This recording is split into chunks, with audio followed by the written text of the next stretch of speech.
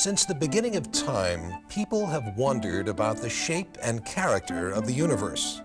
Ancient cultures gave birth to scientific methods to learn about the world around us. These methods have evolved over thousands of years. Today, NASA explores our universe from Earth orbit. We use satellites and the shuttle to explore space and survey Earth's wind and weather patterns, ocean currents, land and water use, and vegetation.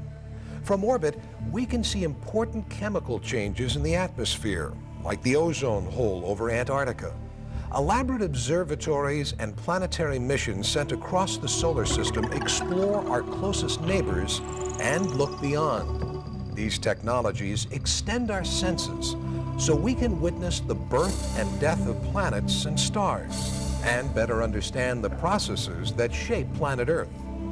With computers, we extend our ability to control these missions and gather information. The use of computers to extend human intelligence, to perceive, learn, and respond to changing conditions and provide intelligent assistance to human operators is known as artificial intelligence. NASA scientists are developing artificial intelligence techniques to help accomplish its missions and benefit society in other ways. These efforts are taking place at NASA centers around the country and through collaboration with universities and private industry. Hi, my name is Jeff Richmond. Today I'll be your host on a brief excursion into the future at the Artificial Intelligence Research Branch of NASA Ames Research Center in Mountain View, California. Together, we'll meet scientists who are pioneers in the innovative discipline called artificial intelligence, or AI, and we'll see some of the exciting work they're doing. In 1987, NASA began an ambitious agency-wide program in artificial intelligence research and development.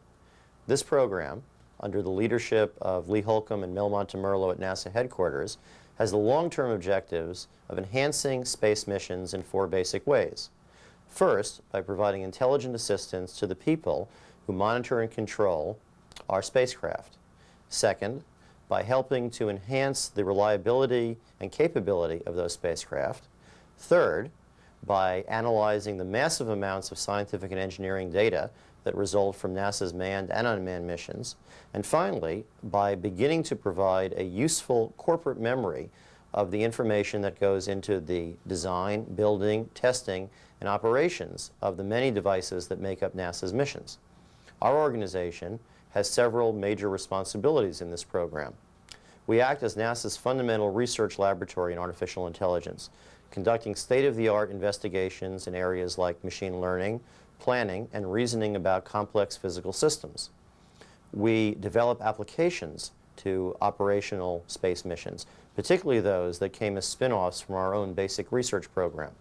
We also manage an extensive external program of research collaborators in academia and industry. Our work is published freely and disseminated widely to other NASA centers, other government organizations, and the aerospace community at large. Since the AI branch was founded in 1987, a number of highly respected computer scientists have been recruited. The lab has reached a critical mass where people now have a number of excellent opportunities for collaboration. Work is proceeding in a number of AI disciplines, ranging from near-term applications for current NASA missions to fundamental research with more ambitious long-term goals. Monty Zwiebin heads the development of a system that will make it easier and less expensive to schedule the maintenance of Space Shuttle's orbiters. In the Orbiter Processing Facility at Kennedy Space Center, hundreds of people work 24 hours a day, 7 days a week to prepare shuttles for missions. Scheduling this process is a daunting task. The application of advanced computational tools should help streamline scheduling meetings and make detailed, up-to-the-minute information readily available to those who need it. The tools we're developing, which emerged from basic research within the branch, are to be used at Kennedy Space Center to help reduce the amount of time spent in meetings sharing information, because that information will be available to people at terminals in distributed locations. Shuttle maintenance includes many tasks that require technicians with specialized skills. These people are usually available in limited numbers. Often they're required for other repairs.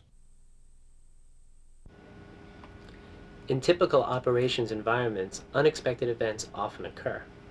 Here we show a schedule where on the top part of the screen we see activities on a timeline, and below are resources or people that are necessary to complete those activities. When unexpected events occur, we must modify the events that are affected by those unexpected events. For example, suppose a part has arrived late to the Kennedy Space Center that is necessary for the repair of the space shuttle. We have to move a certain task later in time and see what happens to the schedule. Here we're doing that, and the scheduling tool then moves the tasks that are dependent on the task that has been delayed. It then reports the problems that have occurred because of that task move. Monty's group is collaborating with the Lockheed Artificial Intelligence Center. The scheduler is designed to make changes at any moment, coming up with the best solution it can in a limited time. The program will also be able to learn. The learning component for our scheduling system tries to learn about resource bottlenecks or chronic problems, and then adjust scheduling in the future given those chronic problems. One of the advantages of working here within the artificial intelligence branch is the corpus of machine learning researchers, such as Steve Minton. An explanation-based learning system learns by analyzing new situations. Let's consider a scheduling system. As the system places a new task on the schedule, it might have difficulty finding the right place for the task. By analyzing the situation, an explanation-based learning system can improve its performance so that next time the system doesn't have to search for a solution, but can immediately find the right place for the new task. This improves the efficiency of the scheduling system. In the long run, the scheduler may also be optimized for coordinating tasks. For instance, some procedures require opening the cargo bay doors, which is not a trivial task. Scheduling several of these procedures for when the doors are open will reduce wear and tear on critical parts and decrease turnaround time. If maintenance time is reduced even 1 hour a day, many millions of dollars will be saved each year, and more missions can be flown. Other NASA facilities have expressed interest in this program when it's operational. For example, the scheduler's ability to coordinate tasks could optimize use of the wind tunnel facility at NASA Ames, fitting in more experiments and reducing power consumption. Benefits could transfer to such industrial applications as scheduling the manufacture of aircraft. Programs like this that help people make decisions are known as intelligent assistants.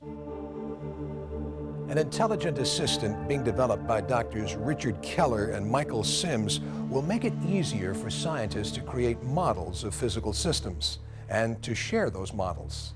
To design this program, Sims and Keller have selected the test domain of atmospheric modeling. The program is named McTitan to reflect close collaboration with planetary scientist Chris McKay. For the Voyager 1 mission, Dr. McKay created an innovative computer program that modeled the atmosphere of Titan, one of Saturn's moons. McTitan includes a library of scientific formulas which can be called up from screen graphics. The investigator can then build the appropriate formulas into a model that describes the behavior of the domain being studied. For instance, the temperature and haze characteristics of Titan's atmosphere, and plug in data to calculate results. By comparing predictions with actual measurements, scientists will use programs like McTitan to redefine their models and predict natural events with increased accuracy. When completed, the McTitan program will be useful for modeling other physical systems, not just planetary atmospheres. In fact, a second test domain for this work involves the modeling of water and carbon cycles in a forest ecosystem. McTitan's library of formulas and its graphical interface will reduce programming time, increase model comprehension, and give scientists a valuable tool for sharing their thinking with other investigators. Another system is being developed by Dr. Catherine Bodine and Jody Gevins in collaboration with Stanford Center for Design Research, headed by Dr. Larry Leifer, to perform a similar function for engineers. Here, the challenge is to capture and organize knowledge about how something as complicated as an infrared space telescope or launch vehicle is designed and built. To meet this challenge, computer-aided design facilities are integrated with the hypertext documentation system. The type of ambitious project this software would document requires large teams of people working together for years. Members of such teams often move on to other projects. If problems occur, their expertise is sorely missed. Dr. Bodine's program addresses this issue of institutional memory by documenting how decisions were made. Here we can see how two alternative designs were considered, the reasons for selecting one of these choices, design requirements, and indications of how these requirements would be satisfied by each design. This information can help others who want to design a similar device. In the past, the only alternative was to look through stacks of manuals that only the authors knew well enough to find the required information. Usually, much information about how engineers arrived at their decisions no longer exists on paper. Dr. Bodine's approach to computerizing institutional memory is a step towards solving this problem for NASA and other institutions. While Catherine Bodine and colleagues concentrate on documenting the design process, Guy Boy is addressing the problem of organizing and retrieving such information. Modern technology generates huge amounts of documentation. For instance, the engineering plans for an airplane typically weigh 1.5 times as much as the aircraft itself.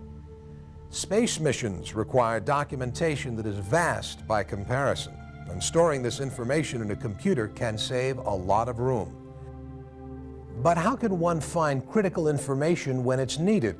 For instance, when an astronaut has to repair something in flight.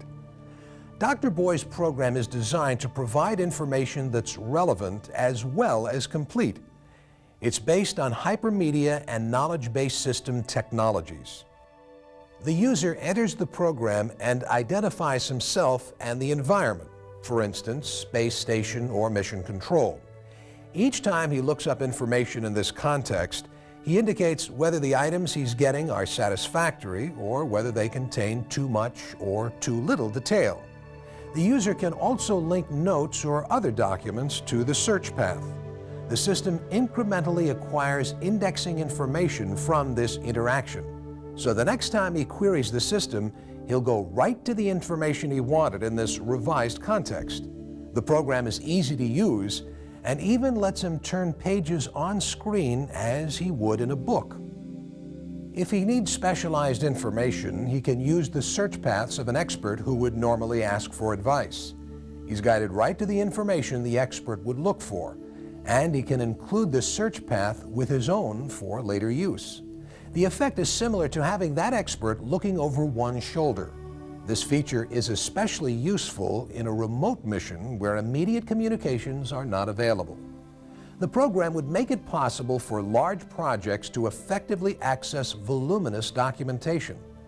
This software is being considered as an interface for documentation of space station freedom. Its standardized computer platform should make it easy to apply the software to other domains. Like Dr. Boy, Silvano Colombano and colleagues are preparing an intelligent assistant to run on portable computers in orbit. Their software provides expertise to run the experiment similar to that of the principal investigator. It's called PI, or Principal Investigator in a Box. Its first test domain is an experiment about the space sickness many astronauts feel in microgravity.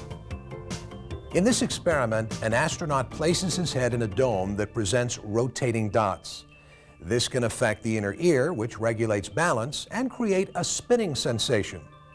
The subject's responses are then monitored as visual cues change. Similar software is being developed by Eric Raymond. It will control the superfluid helium on-orbit transfer experiment, also known as SHOOT, which is scheduled to fly on a shuttle mission in 1993. The ability to transfer helium in space will make it possible to resupply infrared space telescopes which use liquid helium to cool their optics and observe low-temperature events. This will extend their usefulness to as long as 15 years, yielding significant scientific returns at reduced cost. Basic research on fuzzy logic and intelligent control by Dr. Hamid Barenji should also improve the reliability of space missions. This pole balancing demonstration is more difficult than it looks. This controller starts with some general rules and automatically improves its performance by learning from experience. When astronauts first returned from landing on the moon, they encountered serious trouble. They almost ran out of fuel when manually docking the lunar lander with the Apollo 11 spacecraft. While traditional computing requires exact measurements, fuzzy logic groups similar measurements together to respond to approximate ranges of values. Fuzzy controls will enhance many tasks, like docking in space and controlling heating systems to conserve precious fuel. Intelligent assistants, like ones we've just seen, are being applied to many domains, but developing software to run experiments autonomously without people present is much more difficult. Under the direction of Dr. David Thompson, a device is being developed to automate soil analysis in remote environments. Two instruments will be used together for the first time: a differential thermal analyzer or soil oven that can heat samples at variable rates and temperatures, and a gas chromatograph or gas collector that analyzes the gases released. These instruments coupled together are known as a DTA-GC. A mineral analysis experiment will be autonomously planned and run by a program that controls experimental protocols and coordinates both instruments for autonomous analysis of results. What comes out of that hardware are sensor readings, voltages, and those come into our interpretation software. Now those voltages, the string of voltages are turned into features by our qualifier software. That is, it recognizes these features that we said were diagnostic. It finds those events in the data. It takes those features and matches them in our classifier with our library of samples. So we've got a large library of minerals. All are stored, all the information about them are stored according to the kinds of features that are diagnostic for their decomposition. There's matching then that goes on between the data and our library samples, and we form an explanation of what we think the minerals are made of, or what is the soil, what minerals are in the soil. The experience gained in this experiment could yield valuable spin-offs. For instance, similar methods might control instruments to measure conditions in places that are dangerous or too far away to risk sending people. The ability to coordinate instruments automatically would free astronauts for other tasks and enable scientists to concentrate on monitoring and interpreting results. The coordination of goals and actions, as seen in the DTA-GC project, forms part of the larger research theme of automated planning. Dr. Mark Drummond is conducting fundamental research in this area. His group is developing an intelligent architecture known as the Entropy Reduction Engine, or ERE. This project focuses on automatically selecting and scheduling actions while taking the likelihood of failure into account. This means several functions, like planning, scheduling, and execution, must be made to work together to be able to react to unforeseen conditions and complete complicated tasks. The first domain ERE has been applied to is the tile world model. Note that an agent, symbolized as a person, moves closer to its goal at the upper right corner. The agent puts together a series of steps or makes a plan to accomplish its goal. The longer it plans, the greater its chances of reaching the goal. If it strays off course, the agent locates itself and the goal once more and plans a new path to get there. If the agent's plan yields unexpected failures during execution, it can learn from its mistakes to avoid such failures in the future. To study the underlying sources of performance in our theory, we've constructed simulated domain called the NASA Tile World that allows us to study specifically 3 particular problem features. The first is exogenous events, that is, events which happen outside the system's control. The second is uncertain action outcome, so when the system takes an action, it can't guarantee that a certain result will be obtained. And the third is goals with temporal extent, that is, goals like prevent some fact from being true or maintain some fact being true over an interval. We've constructed this because if we just applied our system directly to a NASA mission, it might not be clear why the system works or why it doesn't work. So we've simplified things down, and we're going to do systematic study using this domain and our system to figure out why the system works and why, in some cases, it doesn't work. And that allows us to understand in a more principled fashion why the system is doing what it's doing. At this time, the ERE group is formulating the underlying architecture. Additional software testbeds are being explored to help guide development efforts. The next stage will involve applying ERE to a hardware testbed. The group's eventual goal is to create robust software that can be applied to a variety of domains. For example, onboard spacecraft control. Integrated architectures like ERE are just beginning to appear. In recent years, research in artificial intelligence has become clustered to specialized disciplines like planning, vision, natural language, knowledge representation, and machine learning. This trend had the advantage that people could focus on redefining their understanding of these facets of intelligence. But intelligent agents, like a machine that will set a table or control a docking maneuver, won't appear until we bring most of these elements together. Dr. Smedar Kedar is collaborating closely with the ERE project to ensure that the system can learn from its failures and not repeat them. Like the ERE group, Dr. Pat Langley's research team is constructing an integrated architecture called Icarus. Our research group is developing Icarus, an integrated architecture for controlling an intelligent agent. An agent that perceives its environment, that plans to achieve its goals, and that executes its plans in the world. All of this takes knowledge. Icarus has to represent and organize this knowledge in memory. It has to retrieve knowledge when making decisions, and it has to acquire knowledge through learning. We're taking a unified approach to the problem.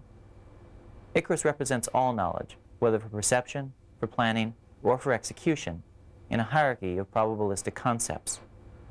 And it uses the same processes for retrieving and learning all types of knowledge. Icarus organizes concepts in its long-term memory using a hierarchy in which similar concepts are grouped together under more general concepts. For instance, when they tend to differ in exact shape or size, but tend to be more similar in other ways. This type of memory is suitable for incremental learning, in which the very act of recognition can produce changes in long-term memory. New experiences are sorted down through the existing hierarchy, following the best matching branch at each level. Also, the experience itself must be stored, changing the structure of memory. Icarus applies similar ideas to organize, retrieve, and acquire knowledge about plans and motor skills. To address limited applications, one can cobble together pieces of software that weren't designed to coordinate. Eventually, its weaknesses become apparent, but if one understands the relations among different parts of the architecture at a fundamental level, one can create more elegant, robust solutions. This process takes longer to implement, but the result is worth the effort. This is the goal of basic research on integrated architectures for intelligent agents as carried out by the Icarus Group. Over the next few years, we hope to bring together the existing components for perception, for planning, and for execution into a unified version of Icarus. That will let us test our ideas about integrated agents, first in a simulated domain, and then in the real world. As you can see, it's difficult to coordinate actions and cognition in one agent. What about coordinating several agents so they can accomplish a large task, like the building construction workers we saw constructing the building? Like Pat Langley and Mark Drummond, Dr. Amy Lansky addresses a number of fundamental research problems. For the last few years, she has been working on a program called GEMPLAN. This program creates coordinated plans for multiple agents who must often carry out their activities at the same time. It pre-plans actions and can react to change like Drummond's entropy reduction engine. One of the applications that GEMPLAN is being applied to is building construction planning. And in this case, the planner serves the role of the general contractor for a building project. The planner has to decide which actions have to be performed to build the building, what order they occur in, which actions are performed by which subcontractors, and what resources they will use. And all of these decisions impose constraints on the building plan. In space, these constraints are very complex. For example, suppose there's multiple welders working on a project. Ordinarily, they might perform their tasks in parallel. However, if they're going to be using a very small pool of tools, they might have to perform their actions one at a time. These are the kinds of constraints that the planner has to pay attention to. Current plans for the Earth Observing System, or EOS, call for a number of satellites that will gather enormous amounts of data about Earth's environment as a part of NASA's Mission to Planet Earth program. Amy Lansky has started work on a data analysis workbench that will help scientists sort through and analyze information gathered by Earth-observing satellites. This workbench will let people know what data is available online from previous experiments, what sort of data is being gathered by EOS instruments, what software is available for analyzing the data, and the results one can expect from using that software. The ability to automate many aspects of data analysis could benefit many scientific disciplines and NASA missions. One example of a scientific mission is the Infrared Astronomical Satellite, or IRAS. Launched in January 1983, IRAS was operational until November of that year, gathering information on over 500,000 stars, galaxies, and other infrared sources. Recently, Dr. Peter Cheeseman and other members of the AI research branch developed an automated classification program called AutoClass. It can analyze databases such as those generated by IRAS. What we can see is the distribution of stars observed by IRAS. Each point represents a star, and the star positions are plotted in galactic coordinates. Now, each source that we see there, each individual star, the spectrum was observed in the far infrared. And AutoClass took this set of spectra and see if it could classify them into natural classes. Now, when it did this, it came up with 80 classes in total, and one of those classes is what we see on the screen, which is hot nearby stars. These are very bright stars that are in our immediate vicinity in the galaxy, and that's why you see a more or less uniform distribution over the sky. The resulting average spectra for these classes we now see on the screen. Now, these two spectra are very similar. When you overlay them, there are very slight differences between them, and astronomers prior to AutoClass had lumped them all together into one class. But AutoClass came up and said that these are distinctly different classes, and if we plot the galactic distribution of the objects in each one of these classes, we see very distinctive distributions. One is much more concentrated in the plane of the galaxy, and the other is much more distributed. Now, the way information is presented to AutoClass is as a set of numbers. So each object is described in this case by 3 separate numbers. First number represents the number of sides of each object, the second number represents the height to width ratio, and the third number is a number representing the color of the object. And the question AutoClass tries to answer is, do all these objects just belong as a single class, in other words, just a random collection of objects, or really is there natural classes that it will break down into? One possible two-class classification we can see consists of a class which is basically red objects, and a smaller class which is basically just triangles and pentagons, which are green. AutoClass has to describe the objects within each class and also describe the individual classes themselves. And what AutoClass looks for is some balance between these two characteristics. So that for classes which have a very small number of objects, the class description can fit those objects very accurately. So it doesn't take much information to describe each individual object within that class. But on the other hand, because you've got more classes, it takes more information to describe the classes themselves. In the case where you've got fewer classes, the information required to describe each individual case as belonging to a class takes more information because they're not as well fitted to the class description. But on the other hand, we have fewer class descriptions, so it takes less information to describe the classes themselves. And the question we've got to try and answer is, what's the balance between these two components? Now, AutoClass has developed a measure which actually balances these two components and picks the best classification that's possible. And we can show that this best classification is actually the most probable classification of the objects present. This is essentially how AutoClass is able to take large databases and split them into classes which are essentially the most natural classification for that particular set of data. AutoClass has already proven so useful, it's been made available to collaborators in universities and industry. We believe the Ames Artificial Intelligence Program benefits considerably from our grantees and contractors. These external participants in our program fall into one of three categories. First, strong collaborators of existing in-house research projects. Professor Lawrence Young of MIT, working with the PI in a Box group, falls into this category. Second, major established research laboratories doing complementary research. Professor Edward Feigenbaum at Stanford, doing work in multi-use knowledge bases, is such an example. Finally, outstanding young investigators who we fund early in their research careers in the hope of making NASA domains a long-term part of their research progress. Professor Doug Fisher of Vanderbilt University is such a scientist. NASA's missions in science and exploration will require an evolving partnership between humans and machines. AI technology will be an important piece in that partnership. In the next few years, we'll see the development of machines that can perceive, communicate, and take action, as well as calculate. NASA missions will benefit from the most advanced computer technology available. The Artificial Intelligence Research Branch at NASA Ames will help make these missions safer and more reliable with abundant scientific returns and more knowledge about our universe and the Earth, our home.